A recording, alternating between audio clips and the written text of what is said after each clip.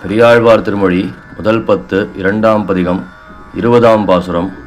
அழகிய பைம்பொன்னின் கோல் அங்கை கொண்டு கடல்கள் சதங்கை கலந்தெங்குமார்ப்ப மழகண்ணினங்கள் மறித்து திரிவான் குழல்களிருந்தவா காணீரே குவிமுளையீர் வந்து காணீரே. பாசுர விளக்கம்.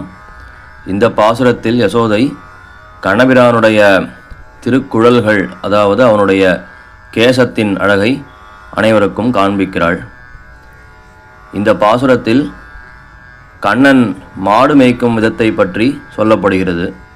அதாவது கன்றுகளை மேய்ப்பதற்கு பொன்னாலே செய்யப்பட்டதான கோலை கருவியாக கையிலே கொண்டும், கன்றுகளை பிடிப்பதற்காக ஓடுகையாலே திருவடிகளிலே சாத்தியிருக்கின்ற வீரத்தண்டைகள் சதங்கைகள் இவை ஒன்றோடொன்று கலந்து எங்கும் ஒலிக்கவும், இளங்கன்றுகளின் கூட்டங்களை சிதறவிடாமல் மேய்க்கின்ற கண்ணபிரானுடைய திருக்குழல்களின் அழகை அனைவரும் வந்து பாருங்கள் என்று முதற் பாசுரம் தொடங்கி இந்த பாசுரம் வரை, அவனுடைய திருப்பாதம் தொடங்கி அவனுடைய திருமுடி வரை சொல்லி தலை கட்டுகிறார் ஆழ்வார்.